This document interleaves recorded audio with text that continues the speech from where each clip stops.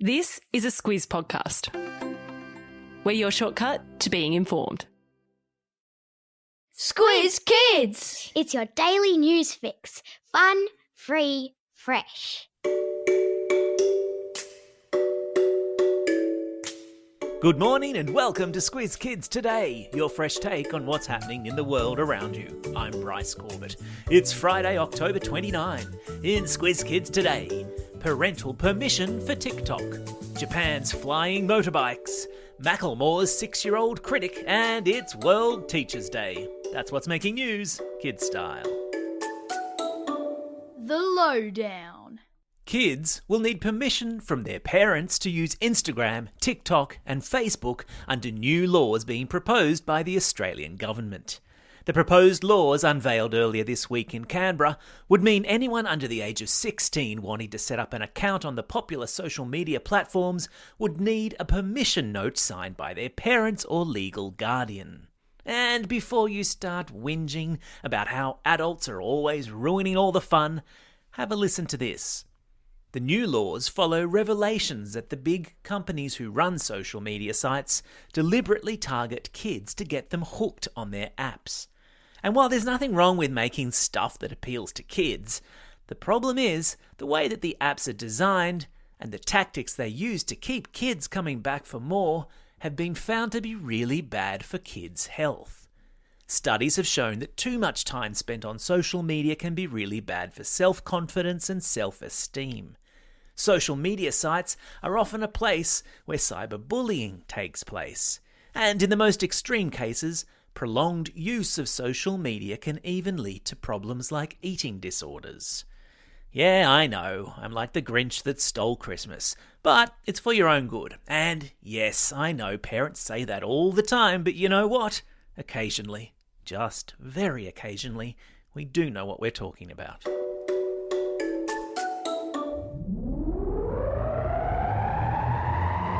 Spin the globe. Each day we give the world globe a spin and find a news story from wherever it stops. And today we've landed in Japan, where a flying motorbike has just been unveiled.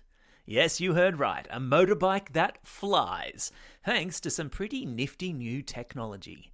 You've seen drones, right? Right, then imagine a drone big enough and powerful enough to carry a human, and you get the picture. I've stuck a link to a photo in today's episode notes. Hoverbikes, as they're called, have been proposed as one solution to traffic jams in Tokyo, which are epic, thanks to the fact that it's a city which has 14 million people crammed into it. That's Sydney, Melbourne, Brisbane and Adelaide all rolled into one big city. Yikes! The one small catch with these fabulous new hoverbikes, they cost just under $1 million a piece. Maybe ask Santa to bring one.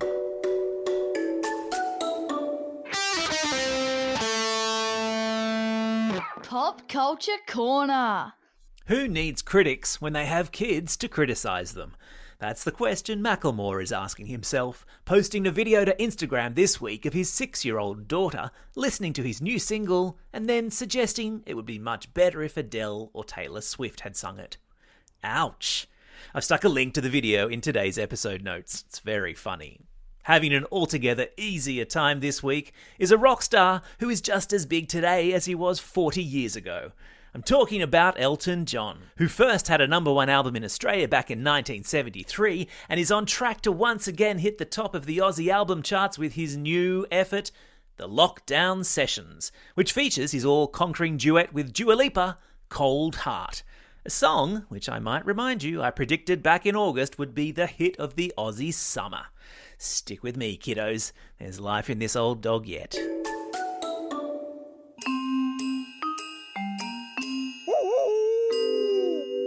News hounds. It's Media Literacy Week all over Australia this week, so we've got Squizzy the news hound working overtime to sniff out fishy stories on the internet. And he found a good one while he was planning the upcoming family road trip for the summer holidays. Squizzy was reading reviews of dog-friendly campgrounds and was surprised to see 2 recent 5-star reviews of one particular place, amidst a whole lot of other not-so-good reviews. And that seemed a little fishy to him, so he decided to stop, think, and check. And lucky he did, Because this week, TripAdvisor, the website where travellers post reviews of hotels, tourist attractions and restaurants they visited, announced that it has been forced to remove almost 1 million fake reviews last year. TripAdvisor is visited more than 300 million times every month by people planning trips, so a good review can mean a business earns a lot more customers and money. And some naughty businesses have been paying for fake reviews instead of earning them. Good sniffing, Squizzy. Squiz Kids for schools. Woohoo! It's World Teachers' Day. How lucky are you to have such fabulous teachers? We're sure you're going to be extra nice to your teachers today. And to celebrate World Teachers' Day, we're giving away the chance to win a year's subscription to our brand new offering, Squiz Kids for Schools. One lucky teacher who signs up to the free trial before midnight tonight will go into the draw. Go to squizkids.com.au. Quick sticks.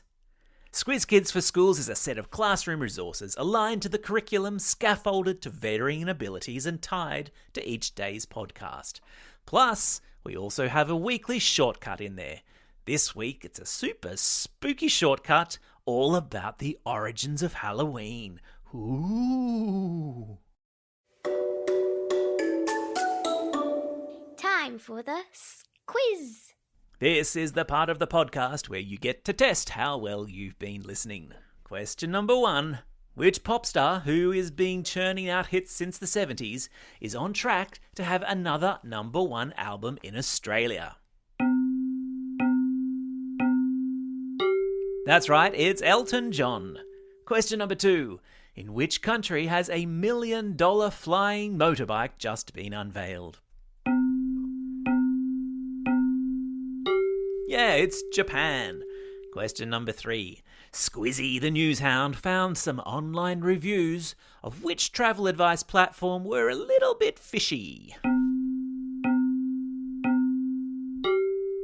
Yeah, it was TripAdvisor.